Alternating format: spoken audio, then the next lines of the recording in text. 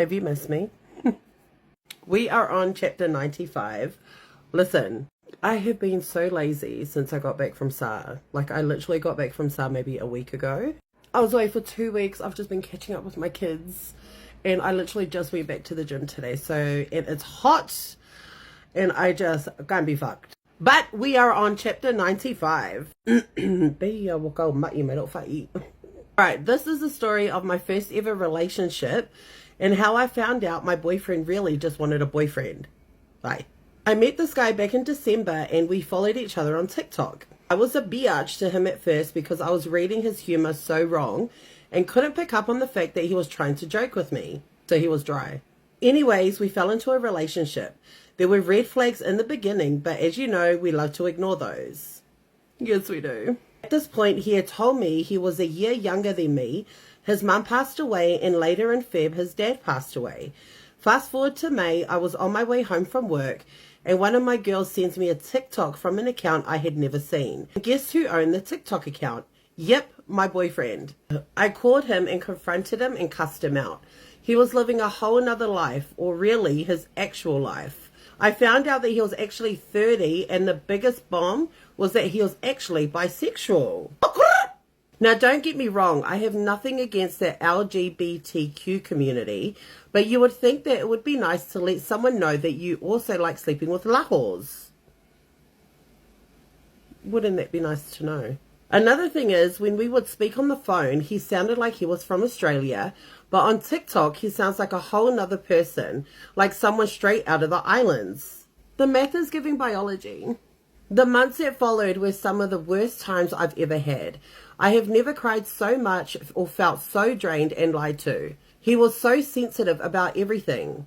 Maybe because he might be bottom cis. I should have known to dump his ass and gap it, but nah, I wanted to be a ride or die.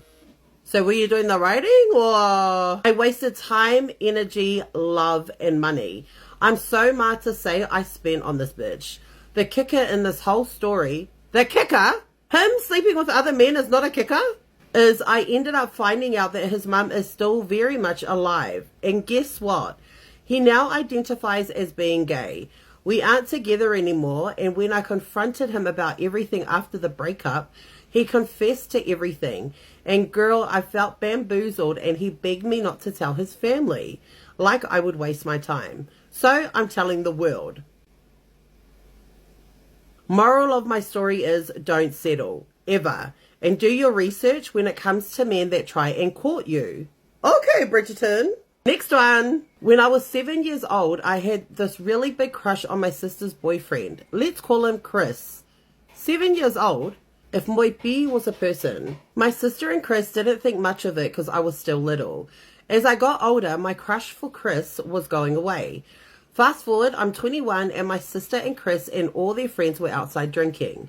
One of my sister's friends, let's call her Emma, got so drunk that she fell asleep in my sister's bed. My sister didn't want me or Chris to sleep next to Emma, so she made Chris sleep in my room, but my sister made Chris sleep on the floor.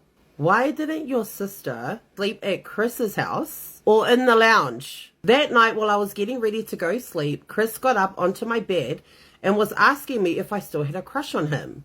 I said no, but little did he know I kind of did. Anyways, he was so drunk he started touching me, and one thing led to another and we did the bad things. My sister doesn't know, but we still do the deed to this day behind my sister's back. Remember, the Lord is watching you. Next one. Back in high school in 5th form, year 11, I decided to get a part-time job. I worked at McDonald's in Mangere. There I met this handsome, quiet boy. Let's call him Pepe. 2008, me and Pepe had our firstborn and our secondborn in 2009. Wui. 2010, Pepe left for a job in Australia and me and the kids stayed back in New Zealand. But we kept in close contact throughout his 5 years in Australia. 5 years? While Pepe was in Oz, I decided to go back to Macca's for extra money. My restaurant manager, we'll call him Ufakaya, started flirting with me. I didn't think anything of it because he was in a relationship with one of my girls. Me and Ufakaya started getting close, but not too close. I let him know what I wanted him to know. So you let him on? 2011, we had a Christmas party. I wasn't planning on going because my dad, who was supposed to babysit, had local commitments. But I ended up going. And who looked after the kids, sis? Upon arriving to the party, one of my girls pulled me aside and said, Ufakaya's wife is here and she wants to fuck you up. So I said, okay. Apparently there was a rumor going around that me and Ufakaya are sleeping together. Right up to the party, I didn't even know there was a rumor. So we had a confrontation where I was called all sorts of names under the sun. Not that I care, because if you know me, then you'll know nothing will break me. Anyways, what started off as a rumor ended up being a real thing. What? Instead of the wife effing me up, me and Ufakaya did the bad things that night at the party. Did you get a pay rise? The following Monday, I left Macca's. I told Pepe everything.